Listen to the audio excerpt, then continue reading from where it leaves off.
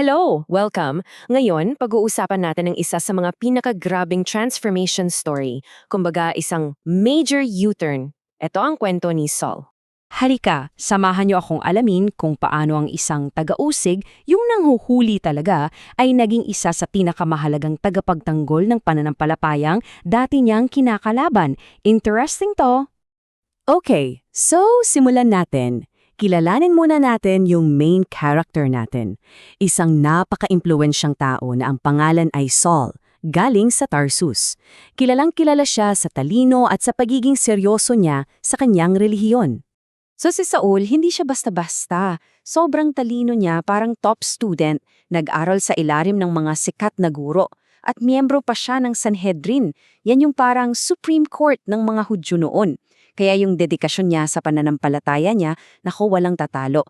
Sa tingin kasi ni Saul, yung mga sumusunod kay Jesus, parang banta sila sa mga tradisyon nila.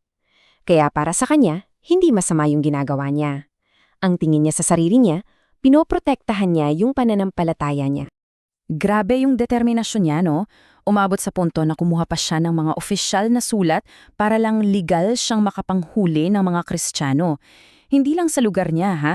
Kundi pati sa ibang siyudad tulad ng Damascus. At ayun na nga, habang papunta si Saul sa Damascus, dala-dala yung misyon niya, may isang pangyayari na, babaguhin ang lahat-lahat sa buhay niya, forever. So imagine niyo, naglalakbay si Saul kasama yung mga tauhan niya, kumpiyansang-kumpiyansa siya sa misyon niya, na handa niyang sugpuin yung mga taong tingin niya ay mali. Tapos, bigla na lang, boom! May nakakasilaw na liwanag mula sa langit. Sinasabing mas maliwanag pa raw to kaysa sa tirik na araw. Sa sobrang gulat at takot, napasubsob si Saul sa lupa. At mula doon sa liwanag, may narinig siyang boses na tumatawag mismo sa pangalan niya. Isang tanong na talagang yumanig sa buong pagkatao niya. Siyempre, litong-lito at nanginginig sa takot. Ang tanging nasagot ni Saul ay, "Sino po kayo, Panginoon?" At ang sagot, nakakagulat. "Ako si Jesus na iyong inuusid." Wow, yung mismong taong kinakalaban niya, yung sentro ng galit niya, siya pala yung kumausap sa kanya mula sa langit.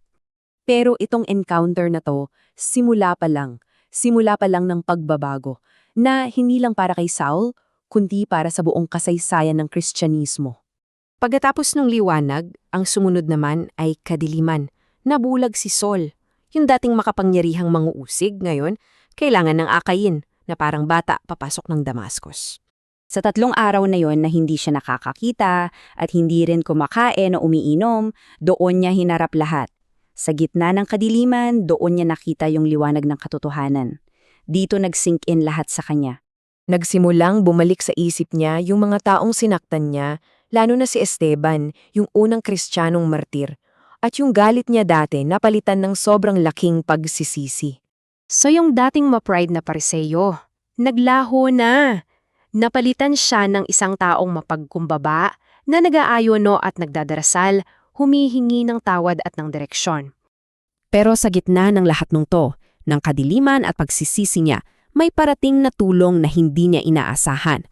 Isipin niyo na lang yung takot ni Ananias. Isa siyang alagad ni Jesus, tapos inutusan siyang hanapin at tulungan yung number 1 public enemy nila. Siyempre, ang reaksyon niya, "Panginoon, sure po ba kayo?" Pero yung pananampalataya niya, mas malakas kaysa sa takot niya. At pagdating ni Ananias kay Saul, sa halip na sumbatan siya, ang ganda ng una niyang sinabi, "Kapatid na Saul." Yung simpleng salitang yon, kapatid, pinapakita nito yung kapangyarihan ng pagpapatawad at pagbabago. At sa sandaling yun, parang may mga kaliskis daw na nahulog mula sa mga mata niya. At bigla, nakita siya ulit. Hindi lang sa pisikal na mata, kundi pati na rin sa espiritual. At walang pag-aalinlangan, anong ginawa niya?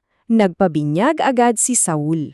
Ang dating manguusig, naging parte na ng komunidad na dati niyang gustong sirain. Dito na nagsimula yung panibagong chapter sa buhay ni Saul na mas makikilala natin sa pangalang Apostol Pablo. Ang laki ng pinagbago, di ba? Mula sa pagiging pinakakinatatakutang kaaway, si Saul ay naging isa sa mga pinakamaimpluensyang leader ng simbahan. Ang kwento ni Saul, isa itong paalala na posible talaga ang pagbabago. At minsan, yung mga taong akala natin ay pinakamatindi nating kalaban, sila pa pala yung pwedeng maging pinakamalakas nating kakampi. Salamat sa pagsama nyo!